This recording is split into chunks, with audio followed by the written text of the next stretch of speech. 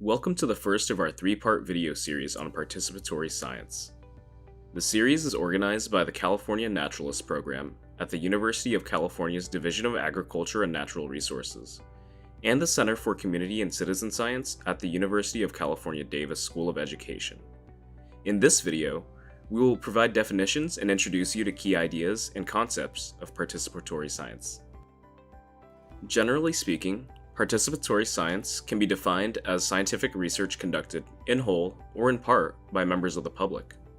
This definition is broad enough to include the many different manifestations in which non-professional scientists participate in scientific research and monitoring processes, from collecting and contributing data to co-leading the investigation. You might have heard of related terms such as citizen science, community science, volunteer monitoring, public participation in scientific research, or civic science, which we consider as under the broad umbrella of participatory science. In order for the term to be inclusive in regards to both addressing the ongoing equity concerns behind the use of the term citizen, as well as to account for the myriad of approaches to project design and goals, we will refer to the field here and in the rest of our series as participatory science. Take a moment to pause and consider. Which term resonates the most with you and your community? What does each term convey, and what impact might it have on participants? Across different types of participatory science projects, there are some core practices that distinguish them from conventional approaches to scientific research. Participatory science projects tend to actively engage members of the public, often around data. They also use systematic approaches to produce reliable knowledge, and engage participants who are primarily not project-relevant scientists. They use the knowledge gained to help advance science and/or contribute to community priorities, confer some kind of benefit to participants, and communicate results to diverse audiences. Defining the goals of a participatory science project is an important first step in project design. Common goals for using participatory science include expanding the capacity of researchers to collect data at scale, engaging learners in science concepts and practices, activating members of the community on conservation issues, and honoring local or traditional knowledge to advance community priorities. These goals are often interrelated, and many projects often include more than one goal. For example, involving volunteers in data collection might broaden the spatial and temporal scales at which data can be collected. Should there be attention to deliberate project design, this can allow for the development of novel scientific understandings through peer-reviewed publications, overcome insufficient monitoring to inform adaptive management schemes, and promote science literacy in participants. Consider, what do you see as the goals of participatory science? What feedback loops might exist between these different goals? Participatory science projects engage diverse groups in a variety of ways.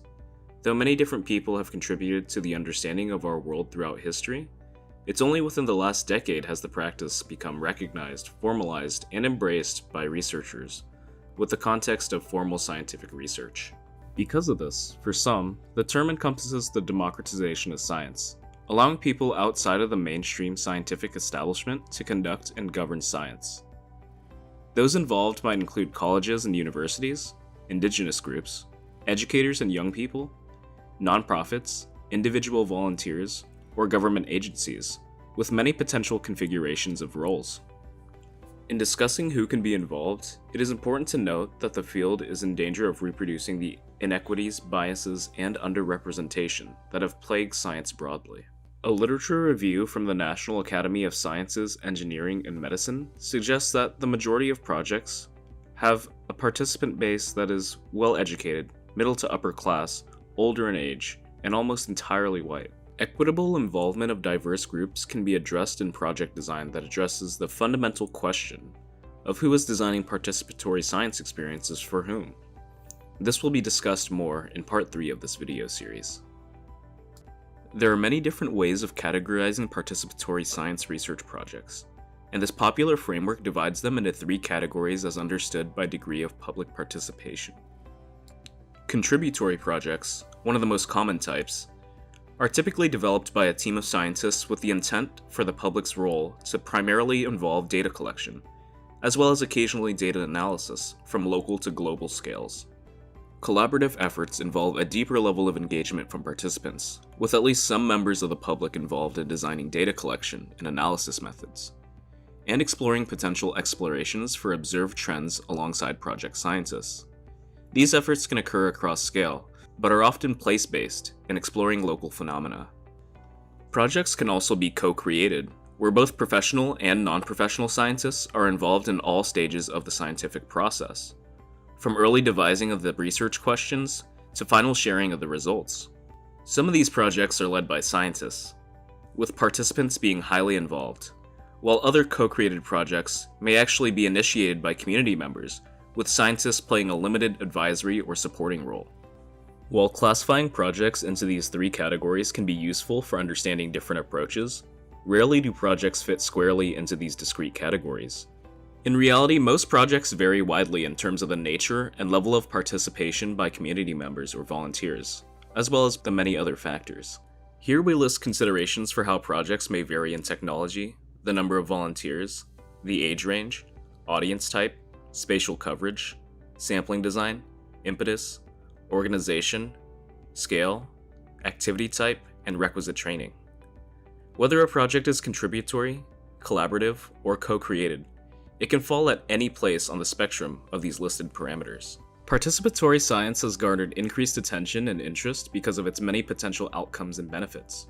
Individual members of the public who participate may experience increases in awareness, knowledge, and understanding of ecological phenomena, engagement with and interest in science, and pro-environmental attitudes and behaviors. Programs that adopt participatory science may improve their audience reach and engagement with the public, understanding of community needs and strengths, contributions to scientific research, and relationship with the broader community. And finally, participatory science can result in community-level outcomes such as social capital, community capacity, and trust, and mutual understanding between scientists, decision-makers, and the public.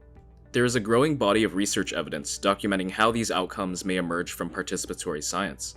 However, it is only through intentional design and evaluation efforts, which we continue to discuss in the series, that these outcomes can be achieved.